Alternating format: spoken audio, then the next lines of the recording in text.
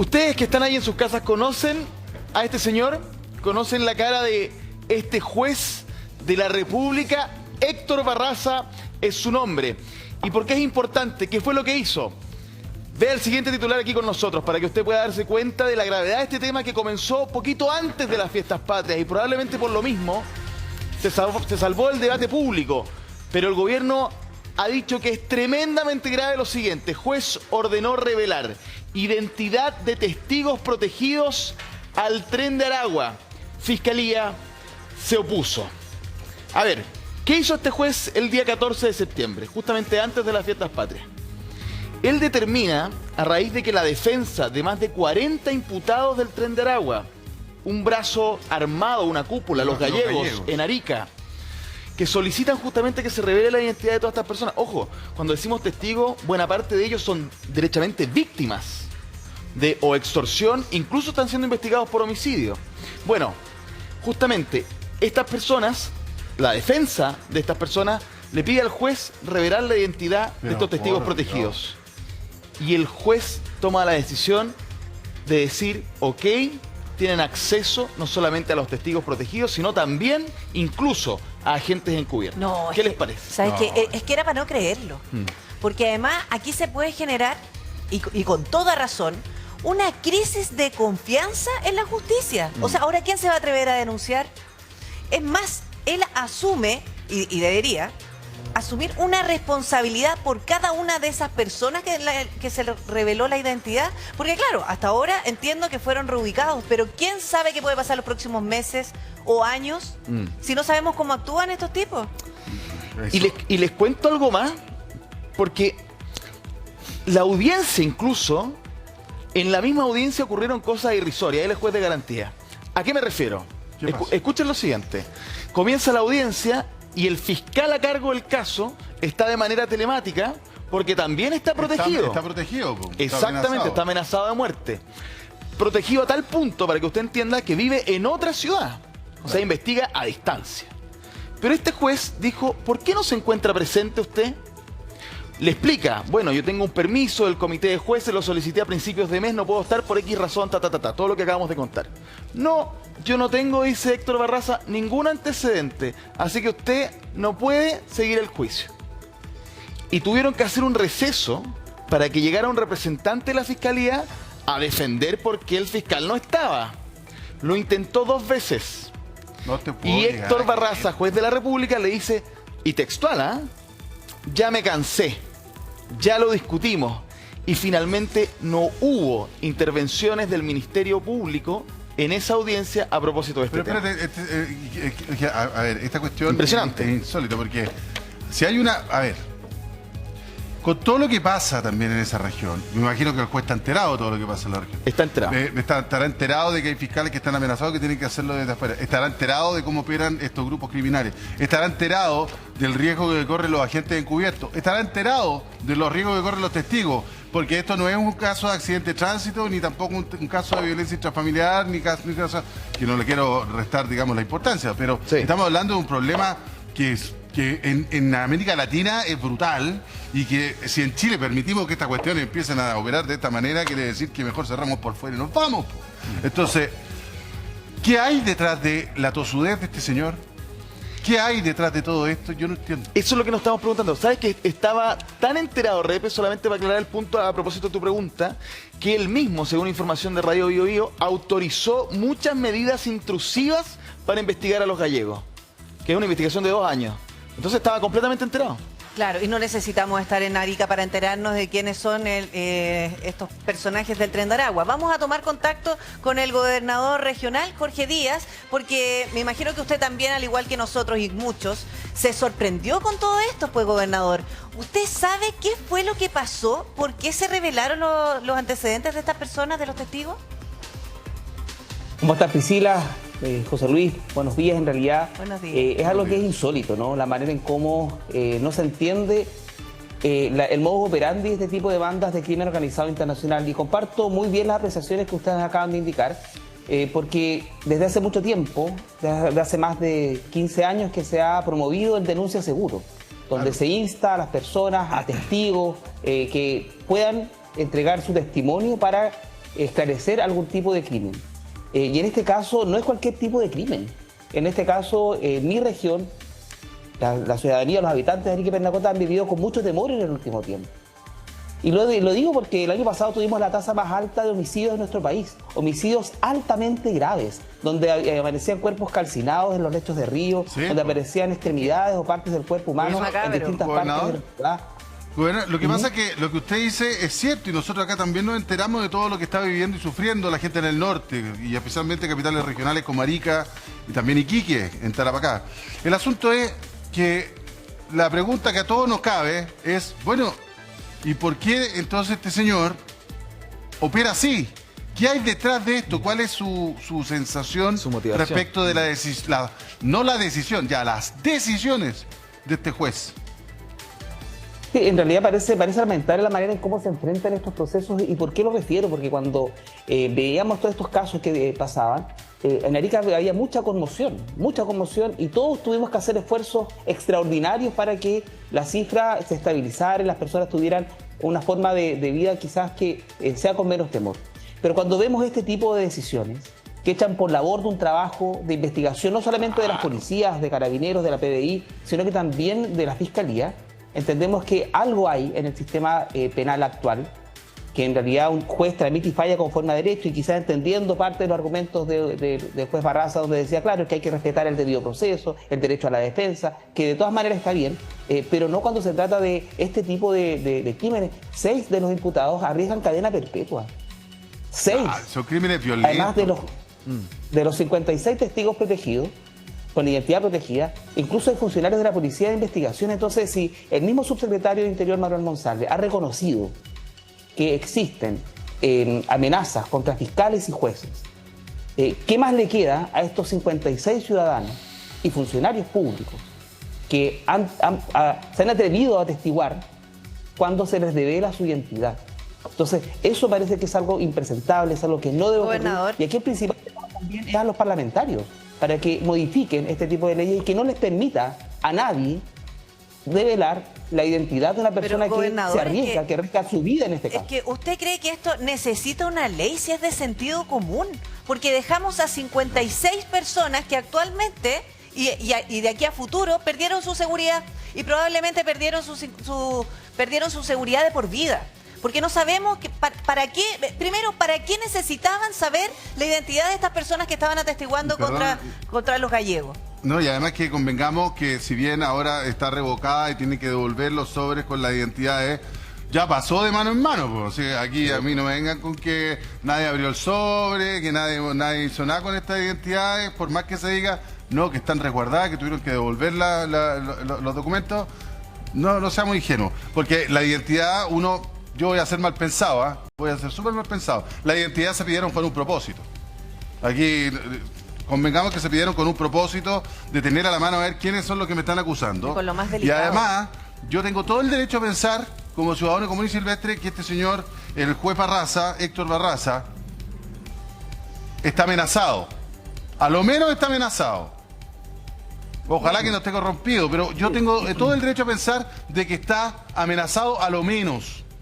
Porque pareciera que, pero mira, no sé, por las decisiones son bien... Yo creo que el problema es un poco mayor, el problema es un poco mayor porque lo que no podemos permitir es que nuestro sistema judicial se vea amenazado por bandas criminales.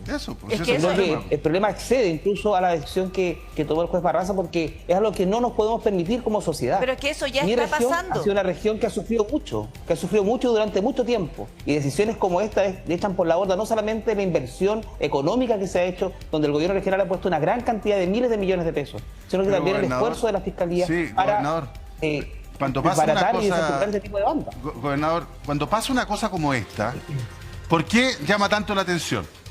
Llama la atención porque encontramos que no está bien, no está ajustado, o nos llama la atención a todos, incluso al gobierno central, porque todos dicen, chuta, la decisión de este juez, ¿qué pasa con él? ¿Cierto? Y ahí empiezan todas las especulaciones. No seamos ingenuos, pero no empecemos con eufemismo, hablemos las cosas como son. Cuando aparece este caso y hay reacciones de todo el mundo, incluido el gobierno central, con el propio ministro de Justicia, o sea, todo el mundo mira a la Corte Suprema como diciendo, oiga, ¿y usted qué va a hacer? Porque todos tenemos susto de que aquí haya algo detrás. o amenaza al juez, o un juez que pueda haber estado, que sea corrompido, no tenemos idea, no tengo ni una prueba para decirlo, pero todos sospechamos que algo puede haber. Claro. Entonces todos nos preocupamos, y hoy día es tema nacional la decisión de este juez en Arica. Entonces Lo que no sea le pongamos grave. eufemismo al cuento, digamos. La razón que sea es grave. Mire, y desde el sentido común, si es que solo optó por sentido común y o no le hizo caso a su sentido común, también es grave. Todo es grave. Mire, vamos a revisar un titular. ¿Sabes qué, Priscila? Gobernador, vamos a Yo creo revisar que- un titular que tiene que ver Ok. precisamente con esto. ¿Qué es lo que plantea Repe aquí en esta conversación? Dice, Fiscalía investiga amenazas del Tren de Aragua a jueces de garantía y disponen medidas de seguridad. ¿Y sabe por qué es tan grave esto? Ergo. Porque resulta que el crimen organizado, cuando Eso penetra era. en las instituciones, es cuando ya perdimos la batalla. Porque ya no estamos hablando de un tema puntual. Y resulta que esto, que además nos hace saltar una tremenda luz de alerta, yo me imagino que a la gente de su región los tiene tiritones. Pues, ¿quién se va a atrever a denunciar? ¿Qué dice la gente ahí, gobernador? Exacto. Y sabes qué, Priscila, lo más grave es que con qué cara vamos a ir a las poblaciones a pedir a las personas Eso. que denuncien seguro. Eso. ¿Cómo eso va a pasar? Entonces, en definitiva, esto es algo que no nos podemos permitir todos como sociedad, pero además hay algo muy particular en este caso porque cada vez que entendemos la manera en cómo operan, yo soy abogado de profesión y uno entiende que los jueces tramitan y fallan conforme a derecho, pero en realidad aquí hay particularidades que son incluso causas nunca antes vistas.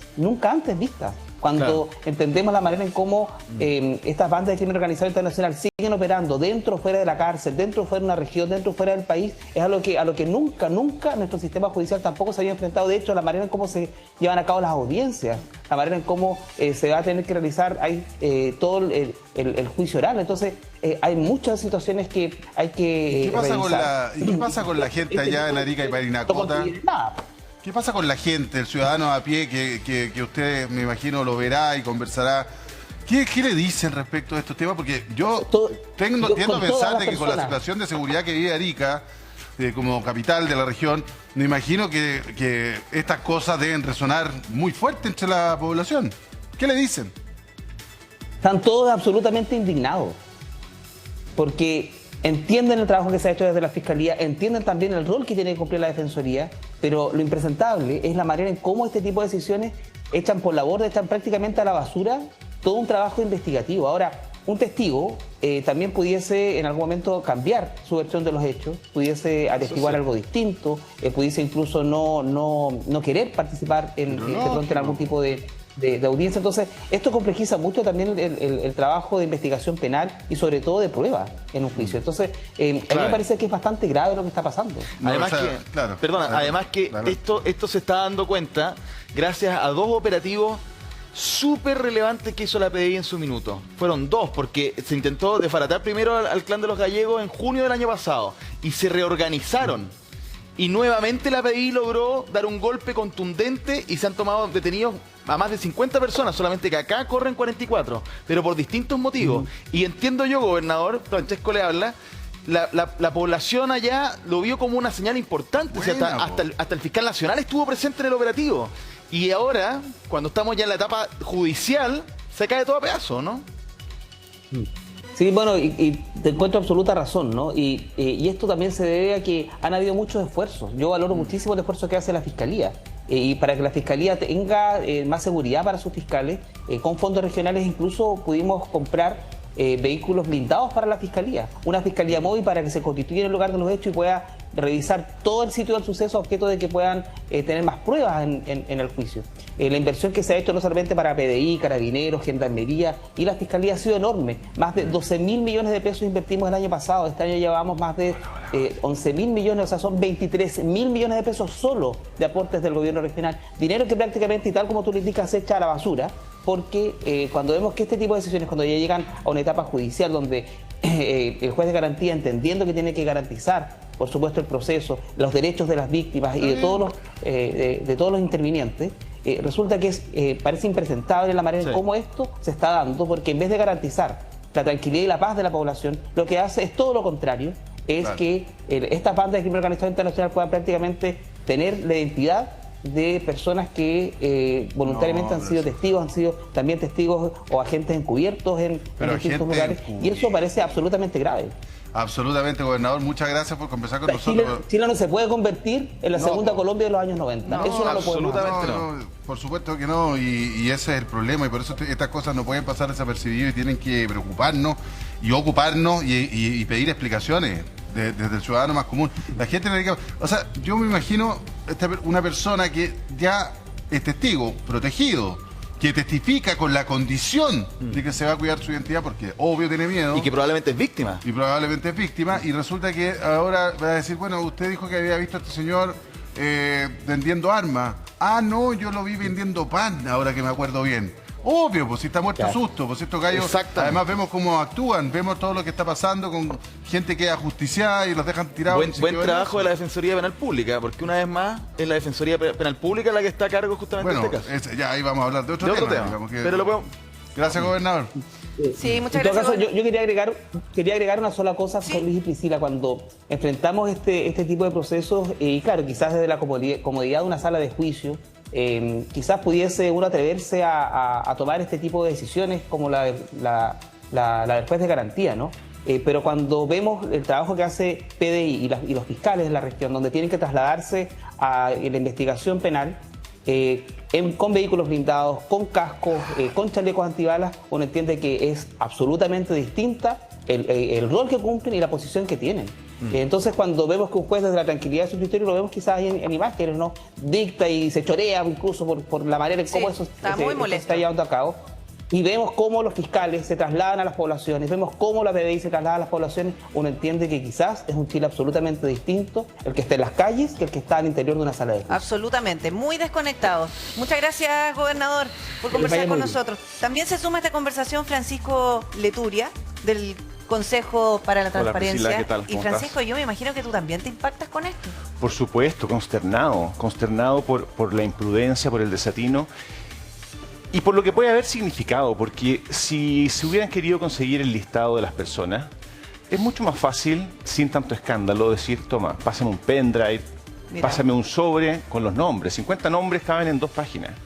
Aquí lo brutal que yo creo que ha pasado es que con toda esta operación comunicativa en que todos estamos participando, porque llevamos hablando 2 semanas de esto, realmente estamos muy choqueados, se le ha comunicado, y aquí hay mentes maestras detrás, el crimen organizado es muy organizado, se le ha comunicado a todo el país, a cualquiera de nosotros, cualquier persona que esté en la tele mirándonos. Es un mensaje. Es un mensaje, cualquier persona que ve un homicidio y que está pensando, dice, ¿voy a declarar o no voy a declarar? Y se me están asegurando la protección de nombre, pero en Chile la respetan. Claro. Y si me toca, y si me suelta, ¿sabes qué? Lo que tú decías, Repe, no, si yo lo vi comprando pan. Parece, yo no vi no sé nada yo. Es la típica. La verdad, nadie está obligado a exponer su vida por colaborar con la justicia, para que además uno diga, nunca pescan a nadie, nunca condenan a nadie. ¿Por qué yo? Además, cuando uno ve un homicidio o una situación, uno no sabe qué fue. Pero, Francisco, sabes que lo que tú estás diciendo es más grave todavía. Es lo más grave de todo. Es lo más grave de todo. Esto ya sucedió. Una advertencia a toda la sociedad, pero si porque ¿quién se va a atrever ahora a denunciar el crimen organizado? Esto puede ser una jugada maestra. Estratégicamente, o sea, si hablamos de comunicacionalmente, la estrategia es muy buena. ¿Sabes lo que pasa? Lo que es peor es lo que tú dices. No solamente que, claro, el mensaje para todos los chilenos. Es una advertencia. Aquí los tenemos. Ojo. Es a través de la vía institucional. Claro. No es a través de que yo me consigo el pendrive, me robo... Que con plata podría ser más fácil. O que compro la cuestión. No, aquí es a través de la vía los institucional. Estamos mirando, estamos adentro y tenemos la baraja completa en nuestra mano.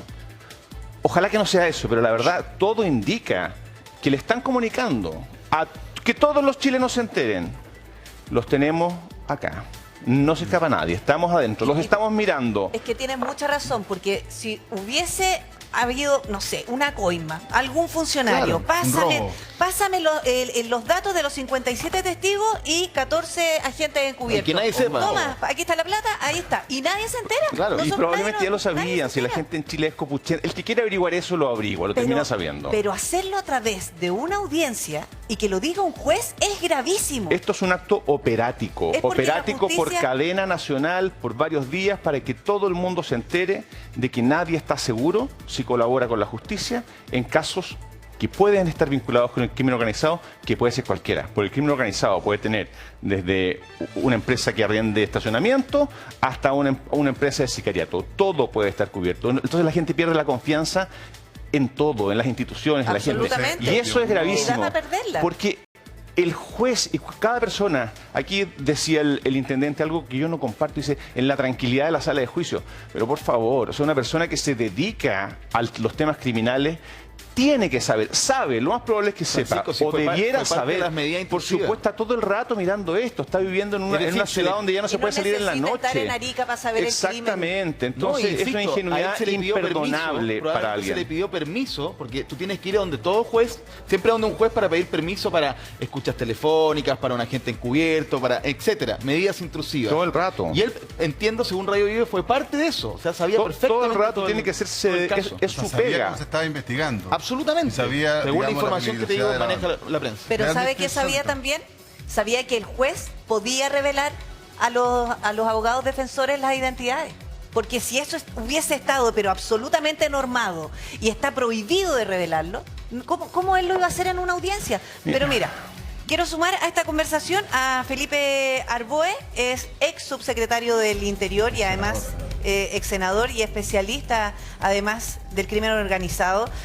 Felipe, muchas gracias por conversar con nosotros. Vamos a retomar el contacto con él porque la verdad es que ¿sabes lo que pasa? Si nosotros pensamos que esto, más allá de pensar mal a lo mejor, o una amenaza que está recibiendo el juez, si esto se gestó desde una advertencia a la sociedad para que no denuncie el crimen organizado, cerremos la puerta por fuera. Entonces, es en este minuto en que los ciudadanos tenemos que exigirle una acción ejemplificadora por parte del Estado frente a este hecho. O sea, y no solo palabras. Ellos potencialmente quieren dar un mensaje, bueno, el Estado tiene que dar otro. Y más potente. Y con acciones, porque aquí acción. Cada vez que queda alguna embarrada de este tipo salen comisiones, salen proyectos de ley, salen cosas que no sirven para nada, que no se transforman en hechos. Mucho escándalo, mucho bla bla, poca acción. Aquí tiene que haber un proyecto de ley. El senador Durana presentó el mismo día un proyecto de ley para prohibir, para sancionar con cárcel al que entregue alguna vez un nombre de una persona de crimen organizado. Hoy día yo creo que la gente ya no confía, ya salvo que hayan señales muy claras. Perdón, pero retroceder para confiar. Estamos en un problema porque el gobierno ha dicho, le pidió a la Corte Suprema que de alguna manera haga algo aquí, nos explique, que le exija explicaciones a este juez. Perfecto. Pero, por ejemplo, el gremio de magistrados ya está diciendo que porque el Poder Ejecutivo, la moneda, se mete en algo que no le corresponde. Pero mira, eso lo que quiero decir es que esto no es tan fácil, no es llegar y castigar al juez, no es llegar y... estamos en un problema. Aquí se requiere fuerza y hay que imponerse contra gente que no va a querer. A ver, el gremio de los jueces, en verdad es un sindicato. Nosotros estamos mal acostumbrados en Chile a tenerle demasiado respeto al colegio médico. Son sindicatos que defienden a sus miembros, que a lo mejor te consiguieron unos votitos para que tú salieras. Su obligación es defenderse entre ellos. Entonces están atacando uno de los suyos y se defienden. No hay que pensar que son un grupo que representa a toda la sociedad. No quieren que tienen su territorio marcado y aquí no se nos metan. Aunque uno de nosotros se haya condoreado, nosotros defendemos a los jueces. Pero por eso, yo me acuerdo para la época de la pandemia, toda la gente decía el colegio médico. El colegio médico no es tan... No es... No, pero políticamente tiene poder. No tiene poder. Claro, por supuesto, la asociación de jueces también suena importante, tanto que tú lo estás citando. Pero aquí vamos al tema central. Aquí hay que darle seguridad a la gente que si queremos luchar contra el crimen organizado, al que colabora con el Estado, como en muchas partes. En Italia, tú sabes lo que hacen. Al que colabora con el crimen organizado, con la denuncia, le cambian de nombre, le hacen una cirugía estética a la cara para que no lo reconozcan más, le dan plata y un sueldo de por vida, lo cambian de lugar, le dan escolta, o si no, no se puede. Y aquí estamos al que pide los nombres dándolo. Yo creo que aquí, si esto fue una jugada comunicacional, ya se llevaron al menos la mitad de la baraja y ya lograron un efecto, yo no sé. Mira, no me atrevo a preguntarles acá, pero que la gente que está en la casa se pregunte con los que están viendo el programa. ¿Quién, si ve hoy día un asesinato, va a ir libremente y con mucha confianza a testificar y no decir, como tú decías, que parece que era una bolsa de pan, que no vio nada?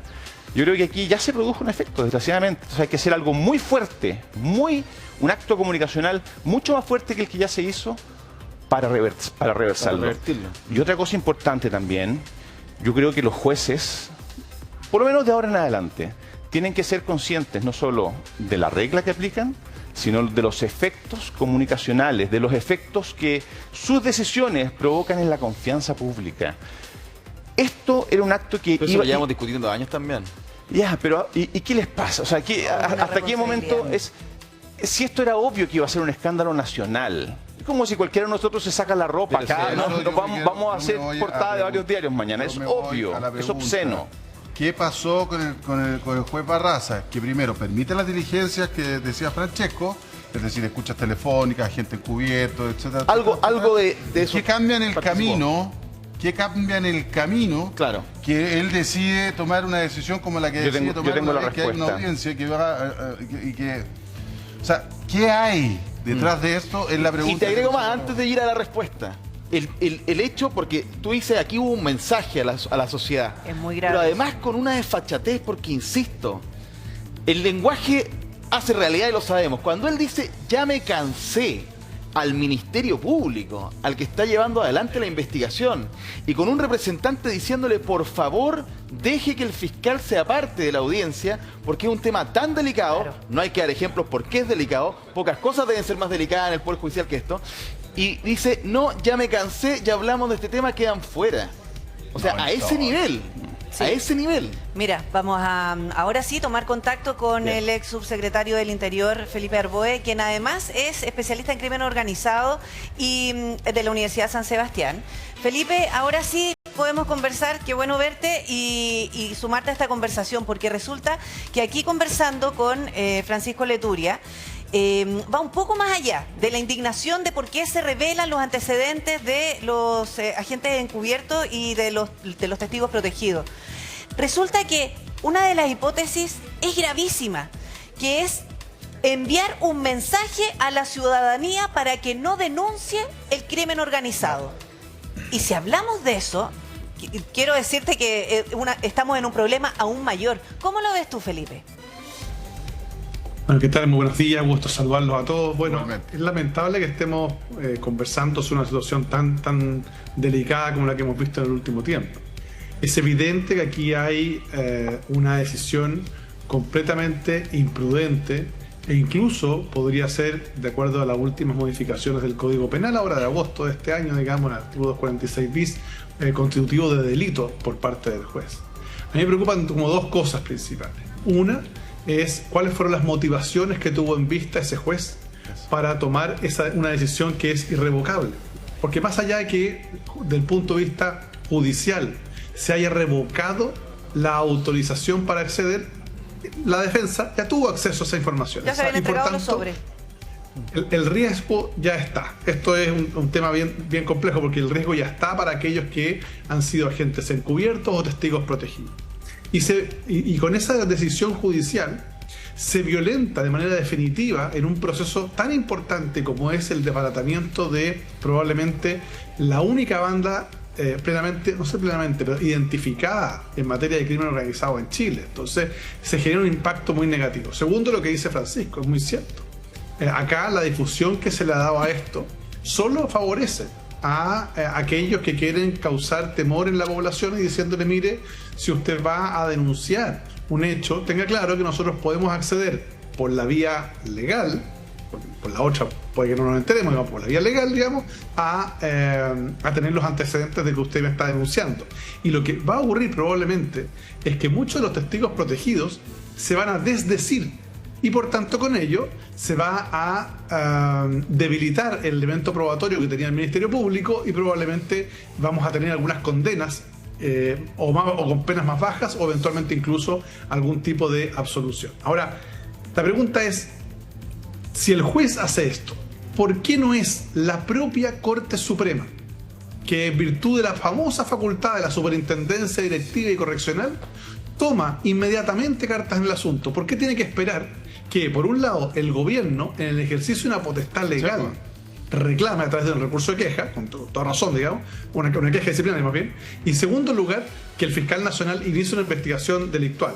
Porque claro, lo que suponemos, digamos, que el propio Poder Judicial, cuando observa situaciones de esta magnitud, adoptara decisiones rápidas para evitar que haya un efecto multiplicador en otros jueces. ¿te fijas? Y eso es muy, muy complejo, muy, No, muy y la delicado. Corte Suprema como que tomó palco. De hecho, tampoco dijo que iba a comentar ninguna cuestión porque acá había un sumario y una investigación. ¿Y eso entonces también llama la nosotros, atención? Mira, vamos a mirarnos. Yo estoy de acuerdo, esto es muy importante lo que dice Felipe en cuanto a que la Corte Suprema debería tomar acciones rápidas que pueden ser además mucho más rápidas que las de un proyecto de ley. Ahora es probable que como no estamos acostumbrados en Chile a este tipo de cosas, bueno, tendrán que madurarlas, se la están pensando, pero si hubiese dado una respuesta contundente. No, sí todavía puede hacerlo, o sea, estamos después de la fiesta, o sea, esta semana es una semana rara. Imaginémonos que la próxima semana lo hagan, ya sería un gran paso adelante. Yo creo que más vale tarde que nunca. Creo que es algo que no se necesitaba con la evidencia que hoy día se necesita, y creo que tiene mucha razón Felipe en lo que está diciendo. O sea, la Corte Suprema tiene que hacer algo. Ahora, hay una cosa que también quisiera yo decir. Cuando se pregunta por las motivaciones, lo preguntaba Felipe, lo preguntabas tú, yo creo que hay cosas que nunca vamos a saber. No vamos a saber nunca quién mató a Marilyn Monroe, nunca vamos a saber quiénes eran los clientes de Jeff Epstein y de Kennedy, nunca vamos a saber qué pasó con los computadores del Ministerio de Desarrollo Social, reconozcámoslo, y tampoco vamos a saber cuáles fueron las motivaciones del juez. Tenemos que tomar medidas para que estas cosas no vuelvan a pasar. Podemos armar mil teorías. ¿Tienes una tesis? ¿Por qué cambió de actitud este juez? Yo creo que todos tenemos tesis o sea, y nunca las vamos a poder demostrar. Y no son buenas, no son buenas las tesis que tenemos. Francisco, si lo que decíamos un rato, si no hablemos con eufemismo, acá las sospechas están puestas. Por algo es un escándalo nacional la cuestión, porque hay sospechas de dos caminos. O está amenazado el juez, o el juez tuvo algún tipo de incentivo económico. No tenemos idea. O se pegó en la cabeza. Pero esas son las cosas que estamos pensando todos los chilenos. Sí, obvio. Ese es parte del mensaje que tú decías en un principio. De que ese nivel de permeabilidad hay en el poder Estamos tocando las puertas de... Sí. ¿Felipe? Sí, no, yo diría que más allá de cuál sea la tesis que puede estar detrás, digamos, de la motivación del juez, porque procesalmente el juez tenía otras posibilidades durante el proceso, por ejemplo, excluir testigos, etcétera, sin necesidad de revelarlo. Entonces, y no lo hizo. Entonces, más allá de la tesis o las tesis que puede estar dando vuelta, la pregunta es, ¿cuál fue o cuáles son las consecuencias de una decisión judicial? Si las consecuencias son negativas, no solo para el caso, sino para la seguridad del país, bueno, lo que correspondería entonces, abiertamente, es que ese juez sea sancionado. Y cuando escucho yo a la Asociación de Magistrados reclamar porque el gobierno presenta una queja, yo digo, un momentito, es la propia ley la que establece la potestad del presidente de la República, ojo, y de los intendentes anteriormente. La ley orgánica de gobierno de administración regional también contemplaba una potestad a ese respecto. Me tocó ejercerla en su oportunidad respecto de casos de la Araucanía. Después, recuerden ustedes, el gobierno lo hizo respecto del juez que dejó en libertad, ¿se acuerdan? En San Antonio, el caso con las armas en el auto, también se ejerció. O sea, no es una facultad nueva. Una cosa es autonomía institucional para adoptar decisiones en el marco de sus potestades, y otra cosa completamente distinta es que sea un poder independiente. No es un poder independiente, es parte de un Estado. Exacto. Y aquí lo que se está poniendo en riesgo es la seguridad del país, porque esta es una banda de crimen organizado. Ahora, tampoco quiere decir que por la separación de poderes también nosotros los ciudadanos tengamos que mirar así como, bueno, ¿qué le vamos a hacer? Resignarnos. Y no nos podamos indignar y no nos podamos cuestionar. Porque no tenga que hacerse cargo de sus actos. Porque acá lo que se está poniendo en riesgo hoy, Felipe, Francisco, acá lo que se está poniendo en riesgo son 56 testigos protegidos y 14 agentes encubiertos. Es muy importante. Agentes encubiertos que operan de tal forma que arriesgan su vida siendo agentes encubiertos, porque ahora, si los descubren te quiero contar. Y ahora está en 70, o sea, tú hablabas de las consecuencias de una decisión. Las consecuencias de una decisión es que hay 70 personas que están en riesgo. 70. Que perdieron su seguridad para siempre. Eso, no solo eso, yo creo que lo que decía Francisco es muy cierto. Una cosa son aquellos que están en riesgo inminente porque han sido identificados como personas naturales que participaron en calidad de agentes encubiertos o en calidad de testigos.